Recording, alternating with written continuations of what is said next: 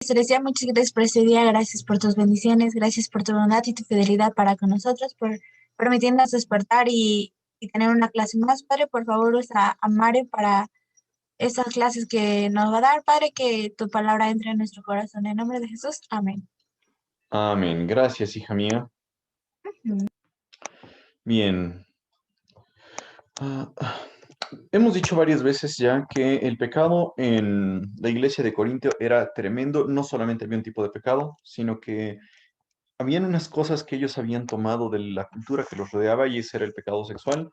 Dijimos que incluso, aunque Corinto era una ciudad conocida por esa inmoralidad y que muchas personas ocupaban incluso el término corintianizar para hablar de la conducta pagana, conducta sucia de los corintios, pues la iglesia misma, los cristianos habían sobrepasado eso y Pablo se había quedado sorprendido con lo que había visto en la iglesia o lo que había escuchado que estaba pasando.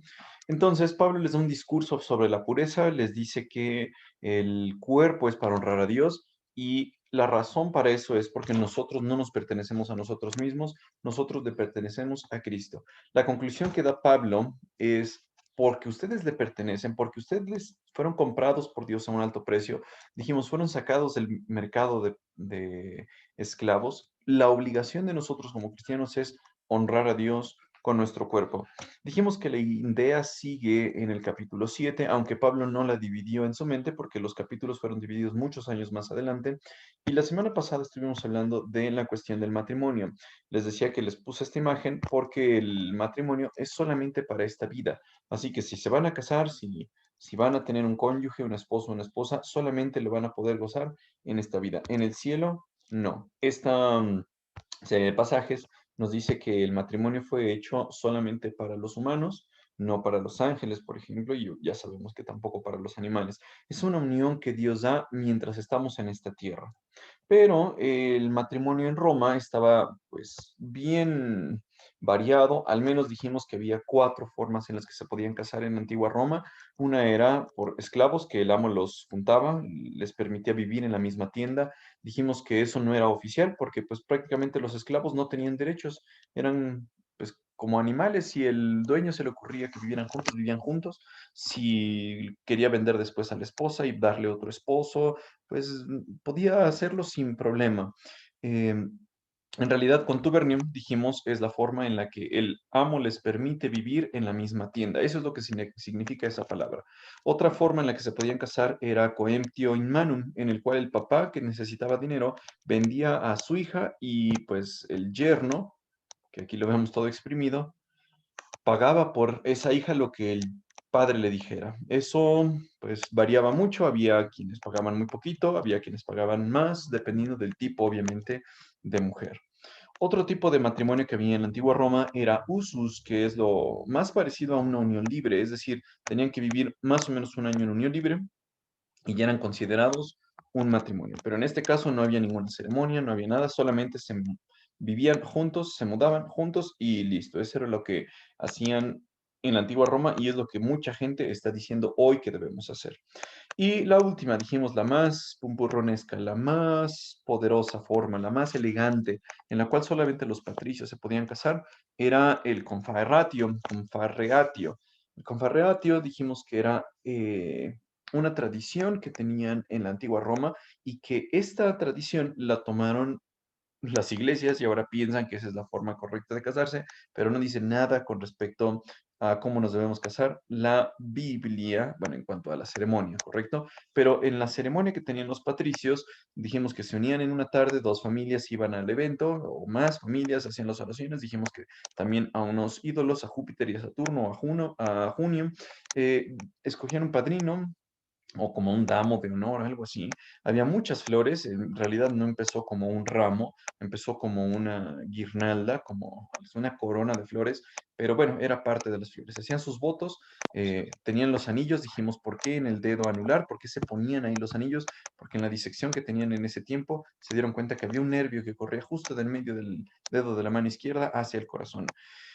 Y aunque no lo crean ustedes, si no fuera suficiente, después todo este bonche de personas se iban a un lugar y se iban a comer un delicioso pastel. Bueno, la idea de una boda, como la conocemos hoy en día, nació aquí, en Roma. Entonces, la gente que se casa según esto, pues lo hace conforme lo hacían en Roma. Estas ideas siguieron así a lo largo de la iglesia, vino la reforma y nadie hizo nada, nadie lo cambió. Entonces, por eso cuando se casan, se ponen aquí su anillo. Y dijimos que algunas personas, antes de poner el anillo de oro, ponían un anillo de hierro. Ese anillo de hierro era como una promesa, lo que quizá algunos han cambiado al anillo de plata, de la pureza y no sé qué tantas cosas han inventado, pero esto no tiene su fondo o su base en la Biblia. También hablamos de que en ese tiempo había algo que nosotros vemos hoy muy comúnmente, que eran mujeres que no quieren tener hijos porque no quieren perder su core power, no quieren perder la figura que tienen y también le quieren dar prioridad a sus propios asuntos. Entonces, Jerome Carcopino, por ejemplo, y Juvenal hablan de eso, de que las mujeres hacían actos de fuerza, pues que quizá no eran muy delicados o cosas que se podían esperar en una mujer en ese tiempo. Y en ese tiempo también Pablo habla de algunas cuestiones que estaban surgiendo en la cultura de los falsos maestros. Algunos prohibían casarse. Entonces, cuando Pablo habla de los falsos maestros en el capítulo 4 de Primera Timoteo, Pablo les está diciendo que algunas personas van a enseñar que está mal casarse. Entonces, con todas estas ideas, ¿qué es la razón para la que nosotros podríamos desear o no desear casarnos? Algunos van a decir que está bien casarse y que van a mantenerlo casi como obligatorio. Algunos van a decir que es lo peor que le puede pasar a un alma. Le pueden decir así hasta chistes. Y eso lo podemos ver hasta en la cultura de hoy. Por ejemplo, el, esta imagen yo la saqué porque escuché a un predicador decirla. Esta misma. Dice, la primera causa de divorcio es el matrimonio. Y sí, es algo que incluso pastores cristianos dicen que ocurre. Pueden ustedes buscar memes en la Biblia, perdón, en la Biblia, en la computadora. Pueden buscar memes sobre el matrimonio y estar pensando en cuál es el concepto actual que tenemos sobre el matrimonio. Por ejemplo, decía, en la primera época de casados, el marido habla y la mujer escucha. Luego de un tiempo la mujer habla y el marido escucha. Y finalmente al pasar de los años hablan los dos y escuchan los vecinos. Esto será muy frecuente. Yo creo que ustedes han escuchado quizás a sus vecinos porque en su casa normalmente esto ya sabemos que no se presenta. Eso es correcto, ¿verdad? Hay otro chiste que me contó mi hermano sobre matrimonio. Pasan pues un esposo y una esposa toda la pandemia juntos. Después él muere por alguna razón. Vamos a echarle la culpa al coronavirus y llega al infierno. En el infierno lo reciben y le dicen, bienvenido, aquí vas a saber lo que es el sufrimiento, aquí vas a experimentar los tormentos más fuertes que puede sufrir un ser humano. Y él se queda así sorprendido, oye, pero pasé con mi esposa toda la pandemia, ¿eso no es suficiente sufrimiento? Entonces le dicen, ah, bienvenido, entonces vienes a capacitar, pásale. Pues algunas personas piensan que esto es el matrimonio, que es estar sufriendo, que es estar gritándose, que es estar diciéndose groserías, es estar con la persona que uno más odia, pues ni modo, nos une un papel, tenemos que estar ahí y algunas personas, como lo dice este chiste, piensan que es algo similar al infierno el matrimonio. ¿Qué decían en la antigüedad? Recuerden que todo esto que les estoy dando es introducción para el capítulo 7 para que podamos entenderlo, y es una introducción muy larga, pero creo que es necesaria. Encontré esto mientras estaba estudiando sobre este pasaje, y Menander dijo esto que ustedes alcanzan a ver acá, pero como nuestro griego no es tan bueno, mejor lo ponemos en español. Dice, si un hombre considera el matrimonio desde el punto de vista correcto, que es un mal, pero es un mal necesario. Entonces, este autor en ese tiempo es lo que pensaba. Si te tienes que casar, pues ni modo, lo vas a hacer porque es necesario, pero al final el casarse es un mal. Metellus Numidicus, que era otro autor que estaba en Roma, puso esto. Esto obviamente ya es en latín, pero como tampoco le entendemos al latín, mejor lo ponemos en español. Esta frase que dijo este autor dice así, si nosotros o romanos pudiéramos vivir sin casarnos, seríamos salvados de muchos problemas. Y tomen esta frase en mente, chicos, chicas, porque Pablo va a hablar de esto más adelante y vamos a hablar de esta palabra, problemas, cuando lleguemos al punto en el que Pablo lo menciona. Pero bueno, esto decía Metellus Numidicus.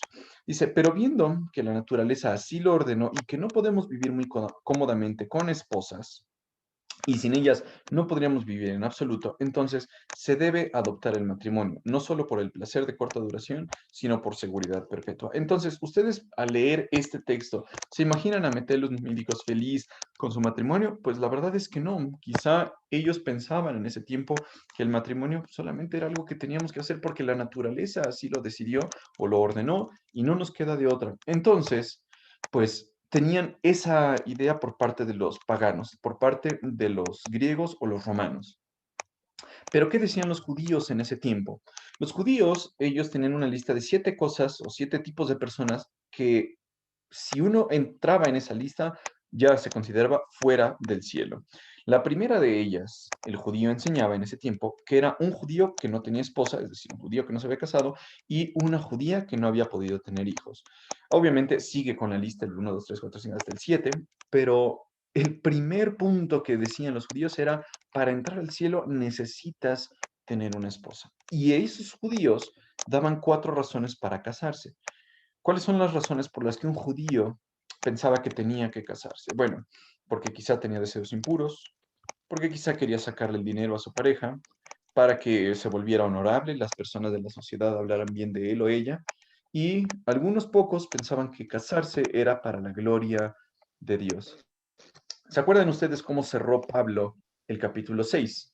Les dice, ustedes han sido comprados por precio, por un alto precio por Dios, por lo tanto, con sus cuerpos, la obligación de ustedes es glorificar, honrar a Dios. Eso es lo que ustedes deben estar haciendo. Entonces, por un lado, los griegos decían, es un mal necesario casarse. Por otro lado, los judíos decían, no te tienes que quedar soltero porque si no, no vas a ir al cielo y te puedes casar por estas 4 razones. Entonces, los pobres corintios estaban todos confundidos, decían, no sé a quién hacerle caso, ya no sé qué pensar sobre el matrimonio.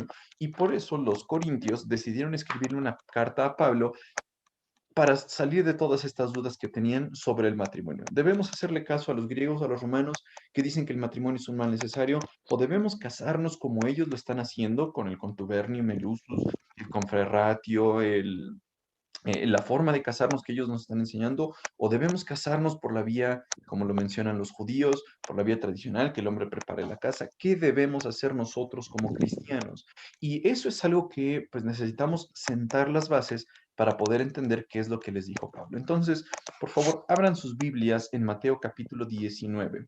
Mateo capítulo 19. Si no tienen sus Biblias por ahí, que me imagino que uno que otro no las tiene, entonces pueden leer aquí de la pantalla. Pero este es un capítulo muy interesante y que decidí Se ponerlo. corta la pantalla. Ay, perdón. Pero este es un capítulo muy interesante en el que decidí hacer una pequeña pausa para meterlo como parte de la introducción, porque si entendemos bien lo que es el matrimonio a los ojos de Dios, vamos a entender lo que Pablo les está diciendo a los corintios para que tampoco nosotros tengamos unas ideas erróneas. El mundo nos va a decir, el matrimonio es lo peor que puedes hacer. No te cases, vive primero con esa persona para ver si se entienden, para ver si comparten los mismos gustos, para ver si se aguantan, y ya si quieres después, ya te casas. O sea, vive en unión libre y vive después en el matrimonio. Mientras que quizá la parte religiosa nos va a decir, tienes que hacer las cosas bien, tienes que casarte por la buena, tienes que salir de blanco, tienes que ponerte el velo, mijita, tienes que guardar tu pureza. Entonces, quizá nosotros podemos estar en el mismo dilema que los corintios de, híjole, no sabemos qué es lo que dice la Biblia sobre el matrimonio. Yo creo que muchos de ustedes ya saben, pero vamos a incluirlo dentro de esta introducción para que tengamos unas bases firmes sobre lo que Pablo está diciendo en el capítulo 7 de Primera de Corintios. Alguien que me lea estos versículos, por favor, del 3 al 5 de Mateo 19 que tienen en pantalla. Y se Algunos acercaron a él algunos fariseos para probarle, diciendo, ¿es lícito a un hombre divorciarse de su mujer por cualquier motivo? Y respondió Jesús, dijo, ¿no habéis leído que aquel que los creó desde el principio los hizo varón y hembra? Y añadió, por esta razón el hombre dejará a su padre y a su madre y se unirá a su mujer, y los dos serán una sola carne. Gracias. Bueno, ¿qué pasó en el capítulo 19 de Mateo? Antes de que le preguntaran esto a Jesús, obviamente ya sabemos que a Jesús le tenían odio, que los líderes religiosos, o sea, los fariseos, algunos saduceos, algunos escribas, querían matar a Jesús y tenían pensado ponerle pruebas o tenerle trampas para que Jesús cayera y entonces pudieran matarlo. ¿A quién le había resultado, pues, en la muerte el hablar sobre el matrimonio? A Juan el Bautista. Aquí les pongo una imagen, se alcanza a ver la cabeza de Juan el Bautista, había rodado. ¿Por qué? Porque Juan fue valiente en hablarle al rey Herodes y decirle, oye, no está bien que tengas a la mujer de tu hermano.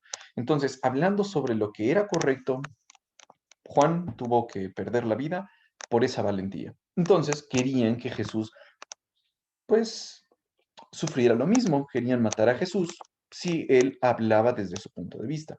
Entonces, algunos fariseos, o sea, algunos líderes religiosos, se acercaron para probar a Jesús y le dijeron, oye, Jesús, es lícito, es permitido, es algo correcto, algo que podemos hacer para que un hombre se divorcie de su mujer por cualquier motivo. Esta pregunta tiene un poquito de historia. En ese tiempo había dos rabinos principales, uno se llamaba Shammai y el otro se llamaba Hillel. Entonces, ellos eran unos maestros muy renombrados, unos buenos eh, maestros o rabinos, en los cuales uno enseñaba que si se te antojaba, podías votar a tu esposa, podías dejarla y te ibas con otra y podías hacer lo que quisieras con tu matrimonio. Y otro decía, no, la razón por la que tenemos que hacer es que solamente lo vas a pasar el divorcio solamente si tu pareja te fue infiel. Entonces, queremos escuchar lo que Jesús dijo, algunos fariseos dijeron. Queríamos escuchar lo que este maestro nuevo, Jesús, decía. Entonces, Jesús responde conforme a las escrituras y nos explica cuál es la voluntad de Dios. Es decir, cuál es el diseño de Dios sobre el matrimonio. ¿Qué es lo que Dios tenía en mente cuando hizo el matrimonio? Entonces, Jesús le dijo, ¿no habéis leído que aquel que los creó es Dios? Desde el principio los hizo varón y hembra, es decir, un hombre y una mujer. Lo que habíamos dicho, no un hombre con un hombre, no una mujer con una mujer, es un hombre con una mujer. Así los creó Dios. Y después añadió, por esta causa el hombre dejará a su padre y a su madre. ¿Por qué razón? ¿Por qué causa? Por el matrimonio. Por el casarse con su esposa, se tiene que separar de su papá y de su mamá. Y ahora estos dos, este hombre y esta mujer, van a ser una sola carne. No se van a poder dividir, los dos son una sola carne. Esa es la voluntad de Dios. Es decir, Jesús no les estaba diciendo, algún líder piensa esto, algún otro líder piensa el otro. No, esto es lo que Dios diseñó. Cuando Dios tenía en mente el matrimonio, Él en su cabeza estaba pensando eso. Y como resultado, ¿qué debe pasar? Alguien que me lea, por favor, los versículos 6 al 9 que aparecen aquí. Por consiguiente, ya no son dos, sino una sola carne. Por tanto, lo que Dios ha unido, ningún hombre lo separe. Ellos dijeron, entonces, ¿por qué mandó Moisés darle carta de divorcio y repudiarla? Él les dijo, por la dureza de vuestro corazón, Moisés os permitió divorciaros de vuestras mujeres, pero no ha sido así desde el principio. Y yo os digo que cualquiera que se divorcie de su mujer, salvo por infidelidad, y se case con otra, comete adulterio. Gracias. Ahora, este pasaje continúa lo que Jesús estaba diciendo ahí. Les dijo, Dios los unió, el hombre debe dejar a su mujer, a su papá y a su mamá, los dos se unen en una sola carne, y noten quién los unió, Dios, no los unió algún hombre. Entonces, el hombre no tiene autoridad para separar lo que Dios unió. Esa es una razón por la que no tenía Dios en mente el matrimonio. Entonces, si le preguntaron a Jesús, Jesús, ¿el hombre puede divorciarse de la mujer? Jesús dijo, el diseño de Dios era que el matrimonio fuera con un hombre, una mujer, los dos se unen, son una sola carne, y como Dios los unió, el hombre no tiene que separarlos. Cuando estaba en el seminario, un maestro que era súper bueno nos decía que la referencia que hacían los hebreos a esta unión era como unas tablas.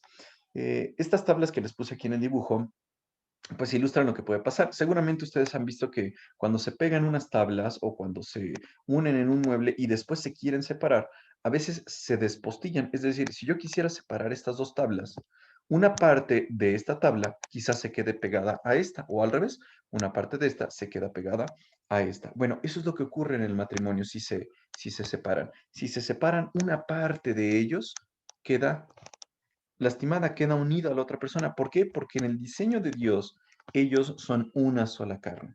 Entonces, Jesús les dijo, ningún hombre los separe. Pero ya saben, los líderes, luego a hablar, le dijeron, entonces, si no se tienen que divorciar, ¿por qué mandó Moisés darle carta de divorcio y repudiarla? Noten lo que están haciendo estos gaznápiros. Moisés no mandó, sino les permitió darle una carta de divorcio a los judíos. Esto lo están sacando del libro de Deuteronomio. En el libro de Deuteronomio, Moisés les da chance de divorciarse porque muchas veces al hombre solamente se le ocurría, pues voy a romper mi matrimonio, yo me centro en otra mujer que me gustó o que sí me puede dar hijos, porque ella es una inútil, porque ella no me puede dar hijos, porque ella está fea, porque ella está vieja, porque ella está gorda, bla, bla, bla. Y entonces para el hombre era muy fácil romper el matrimonio. Obviamente la más afectada era la mujer. Entonces, como era algo que se estaba dando, no porque Dios lo deseara, sino porque el corazón del hombre es duro. El corazón es duro. Entonces, les dio permiso, pero para proteger a la víctima. Para eso fue que Moisés les dio permiso, pero Dios no quería que se divorciaran. Esa no fue la idea. Entonces Jesús les respondió, por la dureza de su corazón, Moisés les permitió divorciarse de sus mujeres, pero Jesús nuevamente hace el énfasis. Pero esto no ha sido así desde el principio. Es decir, Dios no lo tenía en mente cuando puso las reglas del matrimonio. Cuando Dios les permitió a los humanos gozar de esta relación, Dios no tenía en mente el divorcio. Entonces Jesús les dice, cualquiera que se divorcie de su mujer, es decir, cualquiera que quiera separar esta unión que Dios ha hecho, que Dios ha establecido, en la cual los hace uno, como estas tablas, los une de una manera sumamente íntima. Entonces Jesús les dice, cualquiera que se divorcie de su mujer, excepto por infidelidad. Es decir, aquí hay un permiso que Jesús está otorgando y les dice, si ella o él son infieles, entonces se puede romper el matrimonio. Esa es una de las razones por las que se puede romper el matrimonio. En la Biblia solamente aparecen dos razones para las que se pueda hacer disoluto un matrimonio. Entonces, si alguien cae en infidelidad, ya se pueden divorciar, pero si no y se separa de su cónyuge, entonces va a cometer adulterio. Es decir, en el capítulo 6 de Primera de Corintios, Pablo nos dijo que estas dos personas que se unen son uno, es decir, ya no son dos personas más, sino son una. Y al momento de que se divorcian, y si a él se le ocurre irse con otra muchachona, pues lo que está haciendo es cometer adulterio, a menos que ella haya fallado. Solamente en ese aspecto Jesús les dijo, tienen chance de casarse. En el capítulo 7, Pablo nos da la segunda forma en la que, según la Biblia, es permitido divorciarse. Pero repetimos, en la mente de Dios no estaba eso desde el principio. Entonces, en el pasaje sigue el relato y alguien por favor que nos lea Mateo 19, 10 al 12, que acabo de encerrar en un trazo negro.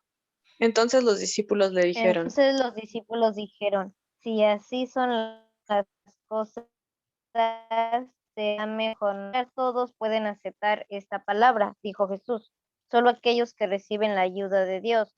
Algunos nacen como eunucos, a otros los hacen eunucos y otros optan por no casarse por amor al reino del cielo. El que pueda, que lo acepte. Gracias. Bueno, sigue el relato. Todo esto estamos tomándolo de Mateo 19, ¿eh? Yo nada más lo partí para que fuera un poquito más cómodo entenderlo, pero todo es un relato de cuando se le acercaron los fariseos a preguntarle a Jesús qué pensaba él sobre el divorcio. Entonces Jesús les dijo, solamente se permite si hay causa de fornicación o inmoralidad por parte de un cónyuge. Y cuando los discípulos escuchan esto, noten ustedes que no fueron los fariseos, fueron los discípulos que estaban con Jesús. Le dijeron, oye, entonces para divorciarse solamente se permite si una persona te fue infiel en tu matrimonio.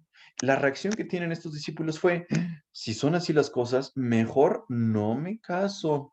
¿Por qué? Por quizá todas las cosas que escuchaban de las otras personas, pero los discípulos estaban diciendo, oye, entonces no le puedo dar nada más porque se me antoje la carta de divorcio, mejor ni me caso. Yo me imagino aquí a los discípulos así como sorprendidos de, así tienen que ser las cosas, uf, no, mejor yo no me caso, le tengo miedo al matrimonio. Me los imagino así, la verdad no sé cómo lo dijeron. Pero Jesús les responde con una cuestión que debemos pensar porque les repito, todo esto va involucrado y va relacionado con el capítulo 7 de Primera de Corintios. Jesús les dijo, no todos pueden aceptar esta palabra, es decir, el quedar sin casarse. Dijo Jesús, solo aquellos que reciben la ayuda de Dios. Algunos nacen como eunucos. ¿Qué significa la palabra eunuco? Era un hombre que le habían hecho una cirugía o un procedimiento en el cual ya no tenían los órganos pertenecientes a un hombre. Entonces, algunos nacen así, es decir, no tienen la capacidad fisiológica, no tienen la capacidad física para poder casarse. A otros los hacen eunucos, es decir, algunos otros hombres les hacen cirugía, les hacen un traumatismo en su cuerpo y por lo tanto ya quedan sin posibilidad de casarse. Pero hay otro grupo, entonces otros optan, es decir, otros deciden no casarse y Jesús les dice, ¿por qué? Por amor al reino del cielo. Entonces Jesús termina esta parte diciéndoles, el que pueda, que lo acepte. Otra versión que les puse aquí, porque la que leímos es la Nueva Traducción Viviente, la otra es de las Américas, les puse, hay eunucos que así nacieron desde el seno de su madre. Es decir, todos nosotros conocemos gente que nace con alguna enfermedad, algún retraso, alguna cuestión física que no les permite casarse. Hay algunos otros que fueron hechos eunucos por los hombres, es decir, los hombres les prohibieron casarse o físicamente les dejaron sin capacidad para casarse, pero también hay algunos que a sí mismos, es decir, lo decidieron ellos solos por causa del reino de los cielos. Entonces, termina, el que pueda aceptar esto, que lo acepte. Estamos aquí viendo algunos tipos de personas que está mencionando Jesús. Algunos de ellos nacieron así y no pueden casarse, pero otros fueron hechos por los hombres y otros decidieron no casarse. Esas son tres formas en las que alguien puede quedarse soltero, que Pablo va a hablar sobre esto en el capítulo 7. Pero hay algunos que deciden casarse. Y si se deciden casar, entonces el objetivo es que este matrimonio permanezca junto hasta que alguno de ellos muera, como lo dice Pablo en el libro de Romanos. Mientras esté vivo, pues están atados, están en este lazo, en esta unión del matrimonio, que es la unión que se le permite al humano, en la cual va a estar el resto de su vida.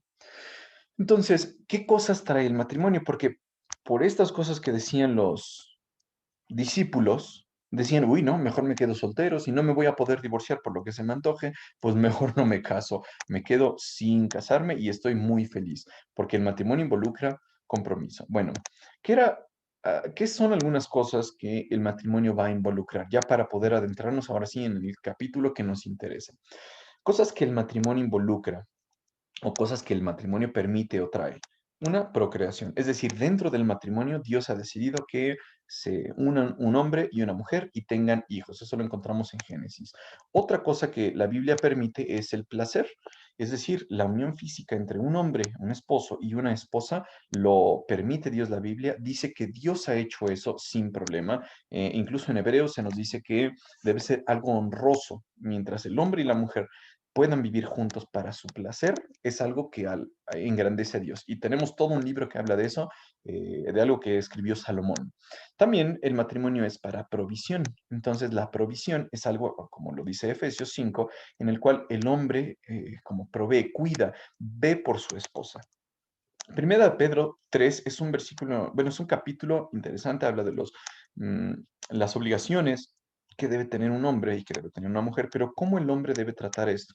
Y en realidad, en este capítulo, algunos comentaristas dicen que el matrimonio eh, en este lugar recibe el nombre de la gracia de la vida. De la vida. Es decir, quienes pueden casarse reciben este regalo de Dios maravilloso, según lo que dice Pedro en capítulo 3 y como lo entienden algunos autores cuando dice que ellas son coherederas del reino y de la gracia de la vida. Así es como algunos autores lo llaman al matrimonio. No lo llaman un infierno, no lo llaman algo feo, no lo llaman una unión así horrible, una sentencia, no, lo está llamando la gracia de la vida. ¿Para qué otra cosa sirve el matrimonio? Para tener compañerismo o amistad. Génesis 2 nos dice que pues, el hombre iba a estar con la mujer, se ayudan, se mantienen juntos y el matrimonio es el mejor lugar para hacerlo. También el matrimonio sirve como un símbolo de la unión que Dios tiene con la iglesia, que se hace referencia en Efesios 5. Pero también el matrimonio sirve para mantener pureza. Esta pureza permite, pues que va de la mano con el punto número 2, porque las necesidades fisiológicas que los humanos tienen, entonces se deben establecer siempre dentro del parámetro de de las reglas que Dios hizo. Entonces, Dios dijo, ¿el sexo es bueno? Sí. Entonces, Dios lo inventó, pero Dios puso sus reglas.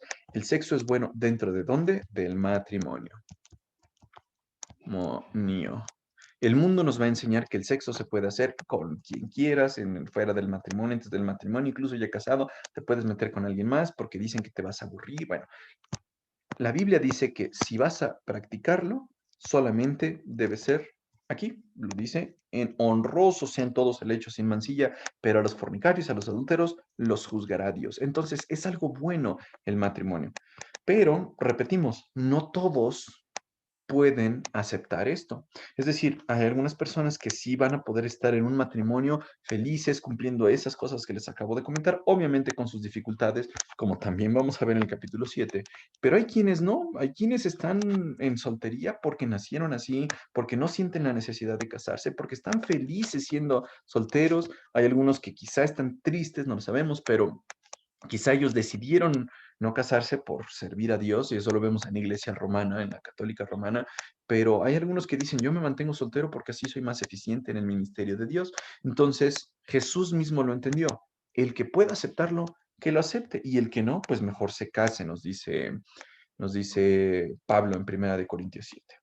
Entonces, queda la pregunta, con todo lo que les acabo de mencionar, de Mateo 19, de los diferentes puntos, los pensamientos de los judíos, los pensamientos de los gentiles, queda la pregunta, entonces, ¿yo me tengo que casar? Ya siendo más esta pregunta personal, cada uno de nosotros puede hacérsela. ¿Hay que casarse? ¿Tengo que casarme yo? Bueno, algunas personas tienen la idea de que principalmente las mujeres tienen esa ilusión desde chiquitas. Dicen, ay, yo sí me quiero casar, quiero tener boda, quiero el rollo. Si uno lo busca hasta en internet, dicen la ilusión de toda mujer. Así yo lo encontré para el matrimonio. Entonces piensan que toda mujer se quiere casar, pero Jesús ya nos dijo que no todas las personas se tienen que casar o pueden casarse. Entonces, a esta pregunta, ¿cómo podemos responder de manera bíblica? La Biblia de las Américas en el Salmo 68:6 nos dice algo. Dios prepara un hogar para los solitarios, conduce a los cautivos a la prosperidad y solo los rebeldes habitan en una tierra seca. Otra versión puede decir para los que están solos, pero aquí se nos da algo importante. Dijimos que hay tres tipos de personas que se van a mantener solteras y solteros. Aquellos que nacieron así, otros que han decidido hacer así y otros a quienes los hicieron así y no se van a casar. Bueno, Dios les prepara un hogar a estas personas que están solos. Y en el capítulo 7, Pablo va a hablar en detenimiento sobre este tipo de personas, los solitarios. Entonces, quizá tú te sientas solo o sola, quizá tú estés así pensando, ay, es que yo quisiera casarme. Pues bueno, quizá Dios te hizo para alcanzar estos 6 puntos en el matrimonio, pero hay quienes no tienen la menor preocupación ni la menor prisa sobre el casarse y Dios les prepara un lugar porque la Biblia dice que no es bueno que el hombre esté solo. Entonces, si no estás solo, ¿cómo tienen compañía esas personas? Pues Dios se encarga de preparar un lugar para estas personas. Entonces, en el capítulo 7, les repito, vamos a hablar de cuestiones que le podrían haber preguntado a Pablo sobre este tema. Entonces, después de todos estos 2 domingos que llevamos solamente de introducción, ya vamos a abordar por fin el capítulo 7. La única cuestión es que ya se nos terminó el tiempo. Voy a dejarlo con esto. El capítulo 7, algunas personas lo han dividido o bosquejado en diferentes temas según las preguntas que probablemente le hicieron los corintios a Pablo en esa carta que le mandaron. Entonces, esas preguntas no están escritas en la Biblia, pero podemos imaginarnos cuáles son esas preguntas por las respuestas que dio Pablo. Entonces, quizá podríamos bosquejar el capítulo 7 así o pensar en los temas que Pablo va a desarrollar en el capítulo 7. ¿Cuáles eran estas preguntas que, repito, son probables? Quizá le preguntaron a Pablo, oye Pablo, ¿es bueno casarse dadas las circunstancias actuales de la iglesia? Es decir, la iglesia estaba sufriendo persecución, la iglesia tenía ideas de los romanos, de los griegos, de los judíos. Entonces, ¿a quién le hacemos caso? ¿Es bueno casarse? Bueno, esa es una pregunta que probablemente le hicieron a Pablo y la vamos a responder. ¿Qué deben hacer los no casados? Noten que utilicé yo esta frase a diferencia de esto, porque Pablo quizás hace una diferencia entre aquellos que no están casados y aquellos que son solteros o solteras. Cuando lleguemos al capítulo 7 vamos a hablar de las diferencias de eso. Entonces, quizá le preguntaron qué deben hacer los no casados, es decir, los viudos o los divorciados, y qué deben hacer los solteros o las solteras, es decir, los que llama Pablo vírgenes en el capítulo 7. ¿Qué deben hacer aquellas personas que estén casadas, perdón, o casados con incrédulos? Es decir, quizá eran esclavos, así vivían en ese sistema de Roma en el cual pues fueron casados como esclavos con un incrédulo y ahora ¿qué debían hacer? ¿Romper ese matrimonio o no? Hay otra pregunta que es bien interesante, es, ¿hay que cambiar nuestra posición o vocación? Pablo les dice, yo quiero que se queden como están. Y pues surgen aquí algunas otras preguntas de, oye, ¿a poco Pablo entonces yo puedo ser circuncidado y después no ser circuncidado? Vamos a hablar un poquito de eso en el capítulo 7. Entonces, como ya se nos acabó el tiempo, aquí nos vamos a quedar, pero el punto principal, chicos y chicas, es que Dios en su voluntad decidió que el matrimonio debe ser para siempre, una relación entre hombre y mujer para toda la vida, porque este hombre y esta mujer terminan siendo una sola carne. No hay lugar para el matrimonio. Pues bueno, chicas y chicas, nos despedimos. Guardo esto y pues